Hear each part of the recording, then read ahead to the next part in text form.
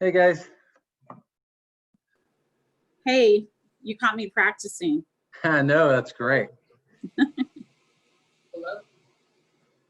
There we go. I'm trying to do a head-on shot there instead of to the side.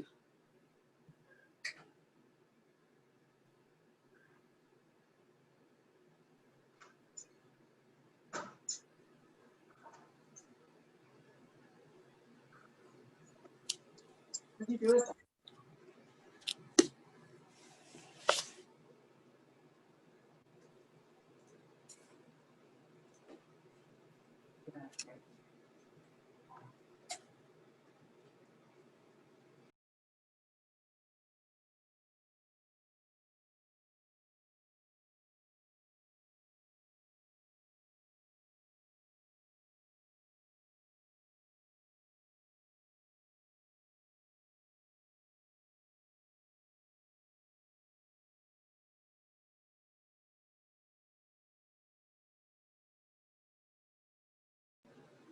So,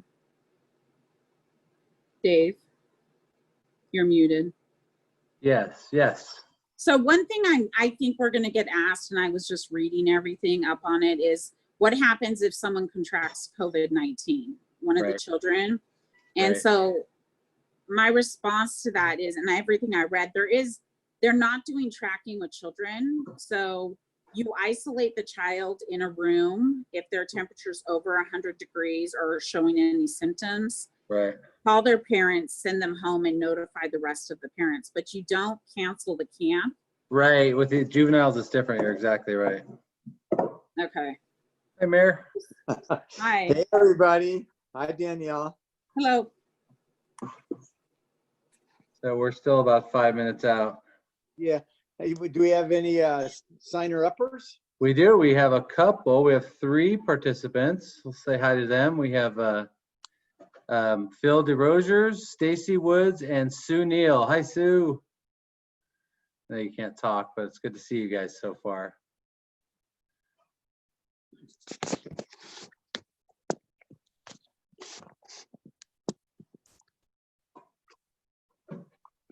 Is it hot in there or cold? Cool.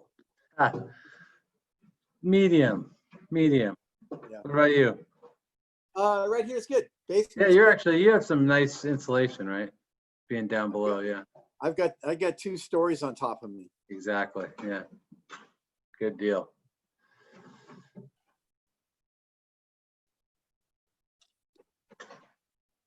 All right, we had Sue Ellen just join us. Sorry, attendees, we get to see who you are, so welcome.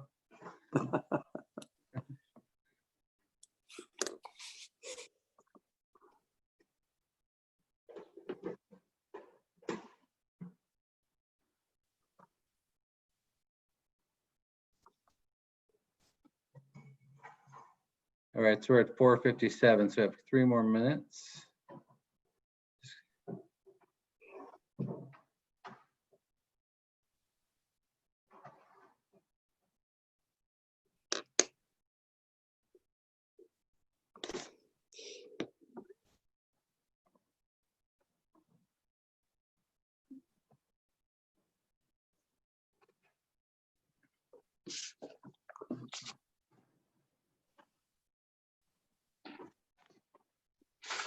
Okay.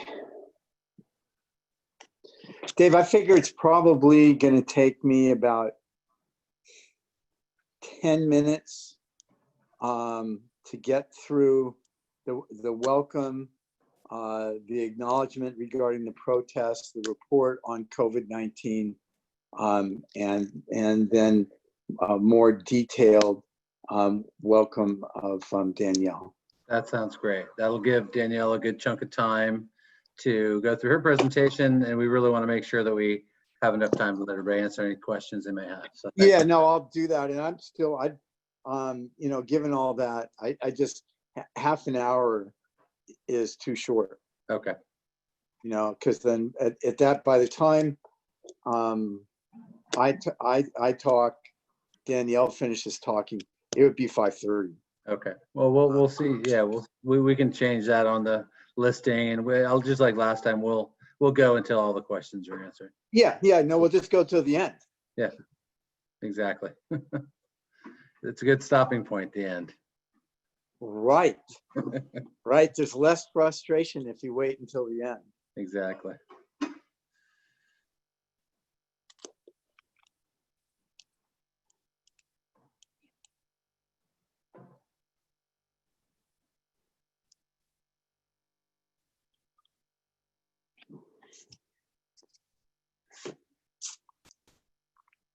Oh, who's manning the call in? Are you? Carla is. That's Dave, Carla. you're muted. Dave, you're muted. Yeah, Carla's here to do that. She's the Okay. deer. Hey, Yeah. Carla, Hi. how are you? I'm fine. I'm glad. Good to hear it.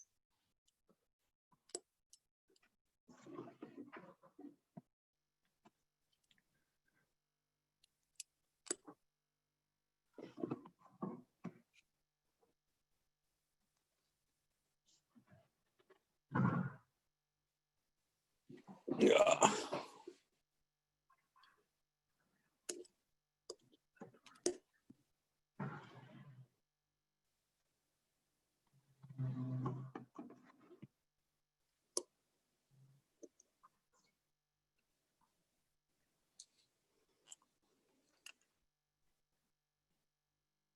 Oh, here we go. Are we ready to go? Okay. Welcome, everybody. If you don't know me, my name is Ford Green. I am the mayor of San Anselmo, and this is our second time of embarking on open time with the mayor. That would be me. That we're doing every other Wednesday on the odd weeks of the month, the weeks where there are not town council meetings. And the purpose of this, there are a number of purposes. One is to have, at least at first, a directed conversation regarding issues that we think are important to our citizens and important to the town. And then in relation to that more sort of directed focus, also to spend some time opening it up and answering people's questions. That'll be at the end. So the way it goes is that it'll start with me. I've got these introductory comments. I'll have some comments starting just about the protests, and then a report on COVID, because that's something of continuing importance.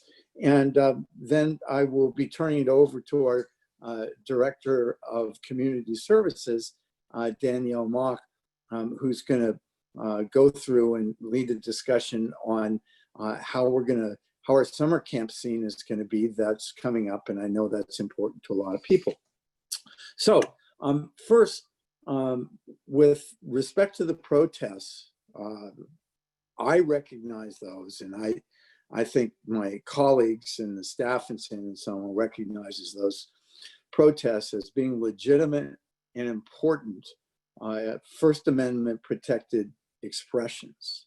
And they're expressions that protest the violence of police oppression on minorities, particularly on African Americans, but all minorities.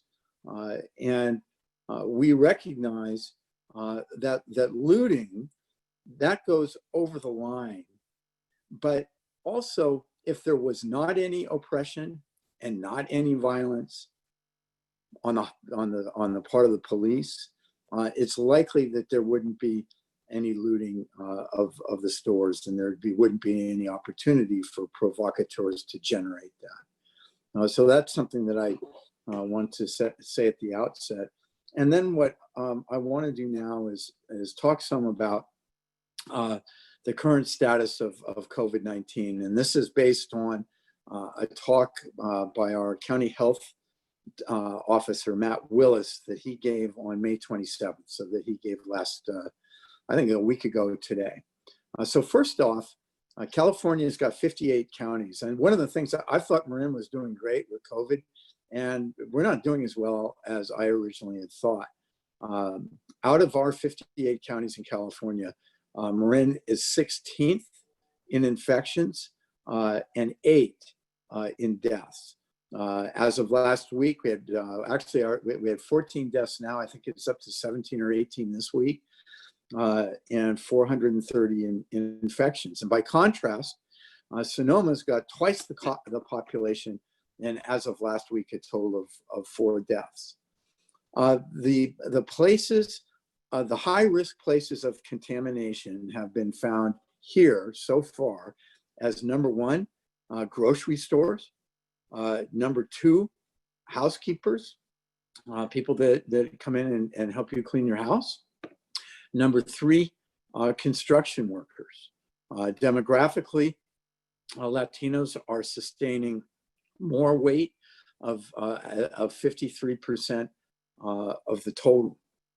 So you want to keep in mind that as the rules with respect to isolating or sheltering in place are relaxed, and we all can more readily and feel more comfortable going out, it's completely necessary that we increase the sharpness of our practices with respect to COVID resistance. So that means use a mask.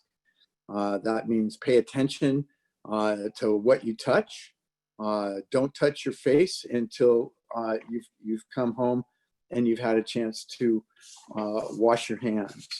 It does not take much to get infected. An effective dose of COVID is about 1,000 particles. And to give some perspective, one sneeze releases about 200 million particles. Regular breathing is about 100 million particles per breath. So that leaves, I mean, it's incredibly virulent and risky. It's really important to pay attention of the duration. So the way contamination, the way Matt talked about contamination working, has a lot to do with how long you're exposed to a person who's infected. And if somebody's infected and they don't know it, you're not going to know it either. So it's how long you're exposed, how physically close you are to that person during the exposure, and whether or not the exposure occurs indoors and outdoors. It's a lot safer being outdoors than it is indoors. You know, for example, somebody who cuts your hair, it takes maybe 45 minutes to an hour. So it's maybe a person an hour. Where a grocery checker, the exposures are way, way more, but for a less period of time.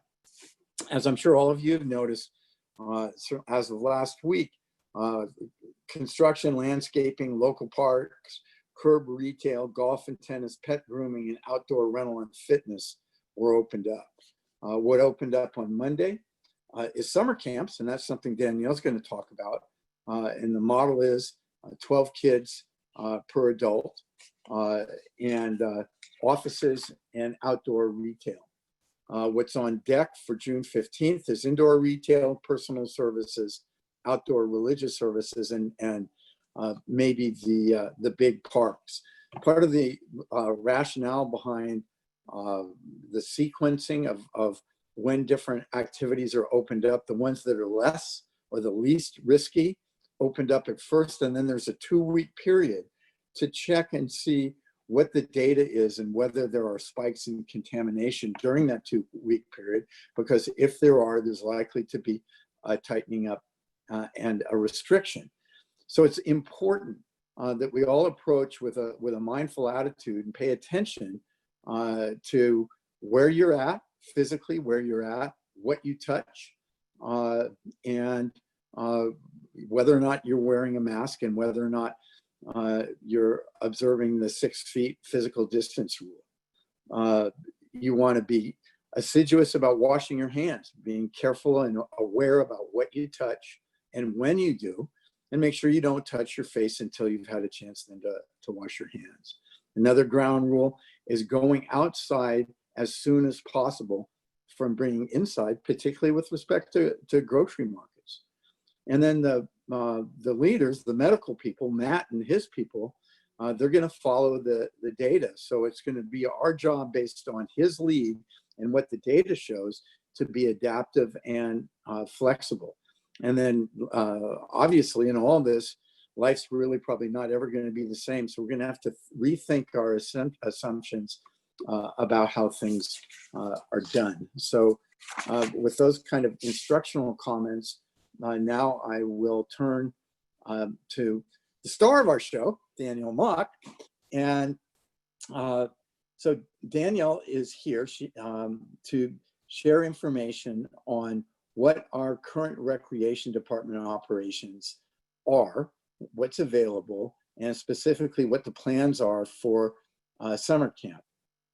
As I just indicated, the county health officers has placed specific restrictions on summer camps and how those summer camps are to be operated, including limits on participation, length of the program, hygiene requirements, and other matters. Because of these restrictions, summer camp this year is going to look a lot different than it ever has before. San Anselmo Recreation is working on plans to offer a variety of camps, from virtual camps to sports camp. Somebody's not muted. To a modified version of the traditional day camp experience. So now let me introduce Danielle Mock, who will tell you more about what's upcoming with summer camps for kids in San Anselmo. Welcome, Danielle. Good evening, Mayor.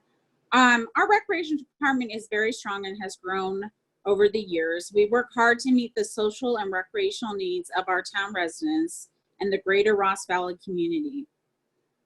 The department provides staff support to our senior community. We work with the Ross Valley seniors, and our age-friendly task force offers recreational, social, and educational programming for seniors. We provide great sports programming, including an internal soccer league for over 800 kids, along with baseball, basketball, tennis, and more. Our after-school enrichment program is very popular. We offer an after-school care program at Ropes and Harrington. Our Parkside preschool program has been serving preschool-age children for over 40 years, and Juan's Gym has been operating for over 30 years. We partner with exceptional contractors to provide art, theater, carpentry, cooking classes, and more. We plan the town's special events, and we oversee the dog park and skate park. Traditionally, each summer we host a variety of summer camps, from arts to sports, and of course our homegrown Camp Kid Marin, both Mini and Miney. As you said, summer camps will look very different this year. Marin County Public Health has developed best practices for childcare establishments and summer camp operators that include mandated steps to prevent the spread of COVID-19. These steps include protocols on social distancing, hand washing, face covering, surface cleaning, and disinfecting, and other precautionary practices. In addition to general public health hygiene guidelines, the requirements for children, childcare facilities, and summer camps include limiting groups of kids to 12 or fewer, and keeping the same groups together for a minimum of 3 weeks. Shared equipment such as sporting goods and toys must remain within the group of 12. There will be plenty of outdoor activities, from sports to sprinkler play and art projects. There will be also inside time to use restrooms, wash hands, cool off, and play games. When we are inside, we will make sure the doors are open, our windows are open, and we will use fans as recommended by the health department. Our department is working very hard to provide as many of our kids with an experience for summer camp as possible. What we are currently working on are virtual camps. We have theater, photography, play, ceramics, and fashion, and Tinker Tech. Sports camps will start June 15th. We'll be offering soccer camp, all sports camps, tennis camp, and skate camp. And we also are working on providing baseball and softball camps. These camps will change from 1-week camps to 3-week camps, as we mentioned earlier. So the price points will change, the dates will change. And you'll see all of that on our website, as I'll mention later.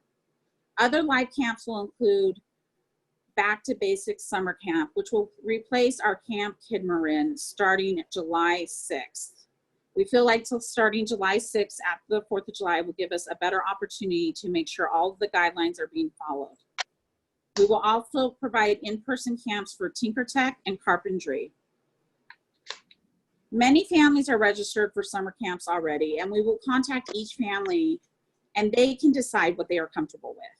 If they choose to continue to participate in our summer programs, then great. And if not, we will provide them a full refund. Registration for summer camps will begin Monday, June 8th. So keep your eyes open for email updates and check our website out regularly. The town and the department will continue making decisions based on up-to-the-minute information we have from Marin County Public Health.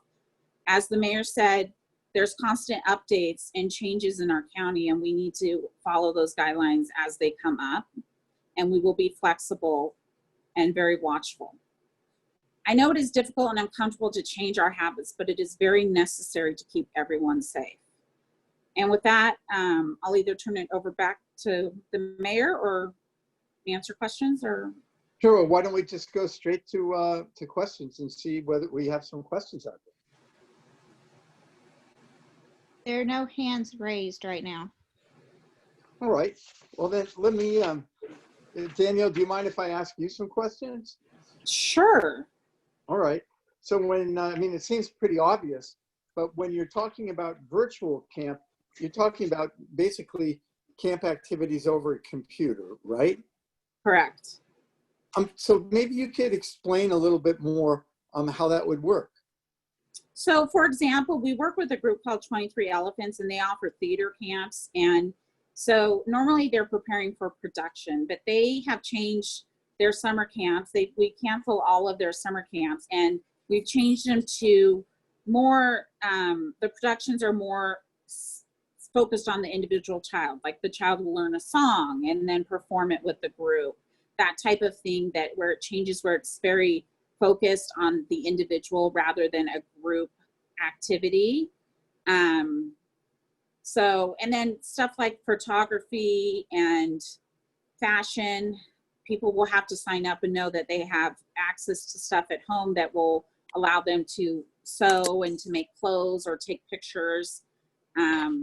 People, you know, our contractors are just adapting, and actually, Mayor, we've opened up like the theater camps, and they are almost sold out. So I, you know, am really excited about the response. I think there's a lot of people out there looking for a variety of opportunities. Well, that kind of answered what my next question was going to be, which is, are there limits as to how many kids can participate in each category? And for those that are participating in each category, the children participating will receive individualized attention, like by Zoom over the computer, or are they self-starters, or how does, and do it by themselves? How does that work? It'll be more of a Zoom class participation, but the numbers will be limited. Some of the contractors only take 6 kids, or, you know, they very much limit it so that they can manage and give each child individual attention. Yeah. And then so sports camp, soccer, tennis, skate, that's kids together outside? Correct. And so we work with would you like a little bit more information on that? I would love more information. Okay. We work with contractors on that. And so working with all the other directors throughout the county, we came up with a process where they would submit a one-page proposal and a site-specific plan. And that's to ensure that they understand the seriousness of the guidelines. And if they can't complete that proposal and do a good job of showing that they understand how important and how they're going to follow these guidelines, then we won't approve their camps. Are you able to right now talk about what these are COVID protection guidelines, right? Correct. So tell us about what some of those are, so that parents can get an idea of if their kids go to, you know, a camp where they're going to be in physical proximity with other children, what to expect and what kind of measures are being taken to protect their kids. Sure. So I'll use our soccer camp as an example. We've had our soccer camps run for years and they're very successful. And the proposal is basically you have to stagger drop-off times for kids for camp, so there's no contact, to limit the contact. When they come in, their temperatures will be taken and they'll immediately go wash their hands to get ready for camp. Each child will have a space, a good way of designating a space to keep their individual water bottles, because there'll be no shared sources of drinking water, and their lunches, and they'll be using a cone with their name on it where they're socially separated, and that's their individual space. When they are doing activities, the activities won't be scrimmaging where the kids are closely interacting. There'll be drills, there'll be wall soccer, social, and you know, a lot of the press releases that have come out and the statements from the county say social, when it comes to kids have to be kids and you need to social distance when feasible. We're requiring social distancing. Obviously, you can't control every action of a child. So if a child gets within 6 feet of another child, I think that's what they're referencing when feasible. But all the planned activities will include social distancing. And so, and then how long in duration are the camps? They vary. The soccer camp is 10 to 2, and 10 for to 3 2 weeks. weeks? For 3 weeks. We got a call in, Dave? You're muted. Yeah, Ford, thanks. And just to answer, so the camps all have to be 3 weeks minimum. And when she said 10 to 2, it's 10 a.m. to 2 p.m. But the camps, even when times are normal, the times do vary. But we do have a question in the Q&A section from asking, will all current registrations be canceled, and are people expected to re-register? What we are doing is we're reaching out to all of the families who are registered currently and asking them if they would like to register for the camps. And so they will have the first opportunity to register for those camps because they signed up back in February. After that, we will open it up to other families. In the meantime, we'll create a wait list and then we'll let people in as it's available. Great. And another question that I answered, but I think I wanted to say it out loud, was they asked about the Camp Kidmer Mini, which is an extension of our preschool. And I let them know that because of space limitations, we're probably only going to have one pod of 12 for that one, unfortunately. Is that correct? Yes, 10 to 12 children. We haven't 10 to 12, exactly right. decided the exact number. So the total numbers we're going to be able to serve obviously are going to have to go down, but we're trying to do provide as many activities in a way that's safe as possible. I'm proud of what the department's put together, and I think we'll even probably be able to get a few more things up and running. So kudos to your team. Thank you. And we have in Camp Kidmer and Camp Mighty and Mini, we have 51 families, and we'll have about 34 spaces for the older kids and 10 to 12 for the younger children. So we're hoping to serve as many of those families as we can. Danielle, and when I heard Matt Willis talk last week, he was talking about how for school-related activities, there was a limit of 12 kids per one adult. And you'll be applying those limits too in the various camps in San Anselmo? It's 12 kids minimum of one adult. So we'll be partnering them with 2 counselors and 12 kids. I see. So we're going twice the distance and having, instead of 1 adult per 12 kids, we're having 2. Correct, because you have to, there's a lot of hand washing involved. When you go to the restroom, you have to wipe down the handle on the toilet and the sink between each child. So you definitely can't leave children unsupervised. So we need 2 people with our camps. Well, I trust we're going to have responsible adults, because with those protocols, there are probably some adults that can't be trusted to be supervised. Yeah. Another question? There's one hand raised. So let's Might quit. be me. Hi. Oh, hello. Hey, you're on. I think that might be me. I am with a company that is hoping to provide some camps, and I wasn't sure if you had mentioned where we submit the protocols in the application that we put together. It seems like we just post it, but are you asking that we also submit it to the town? Are you trying, if you're going to operate on town property, those are the camps we're talking about. Where are you offering your camp? Oh, okay. We have our own site on Greenfield Okay. Avenue. We are Playwell Marin. So I wasn't sure if we needed to run it through the town as well. No, you don't. Okay, thank you. You're welcome.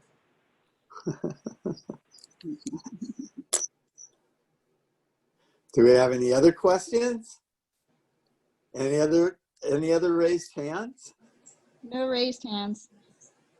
Well, Danielle, is there anything that that you've thought about since you've been able to breathe a little bit that you didn't say before that you'd like to add? No, I mean, just, our recreation department is, like I said, is very strong. We're doing everything we can to offer whatever we can, and we'll follow guidelines. Today, we started discussing the fall sports leagues and working on groups, putting groups together to provide guidelines for that. So, like you said, Ford, the numbers change constantly, and so we have to keep an eye on things and see how summer goes, but we'll continue to work towards the fall and continue to offer as many programs as we can. Well, I think you're doing a great job, and I know it's a lot of concern to, families have really gotten hit in some unanticipated ways during this pandemic, and continue to be, although maybe a little less now. And one of those ways is really spending a lot of time cooped up with one another. And so part of the function of the recreational program in San Anselmo is for good stuff to be available for kids to do that take some of the heat off of parents. And the role that we're playing and the precautions that we're taking and the innovative approach and innovative attitude and the willingness that, in spite of the limitations, to forge ahead and not just give up in the face of it are really great. And you're the person that is really in charge of that. So thank you so much for doing such a great job. Thank you. Yeah. Very nice. And, Dave, is there anything further that you want or think ought to be added before we close? No, you did a great job of summarizing some of the major new things coming up with Dr. Willis, and thanks for mentioning the acknowledging what's happening in the country around the George Floyd murder. Yeah. So aside from that, I think we're good, unless anybody else has any sort of questions in general. Part of this opportunity is to be able to ask the mayor and the town manager and the guests any questions you might have. So. Well, I don't think there are any, but I would add, remember, the most important thing that you can do is spend more time, as much time outside as possible, not in your own home, but when you're going places, minimize the time that you spend inside and wear a mask.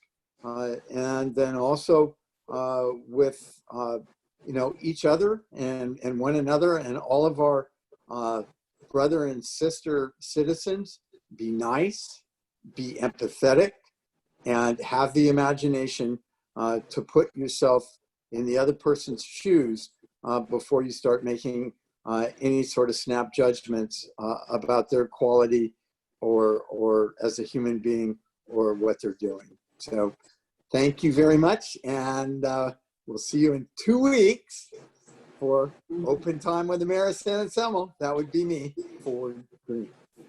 Thank you.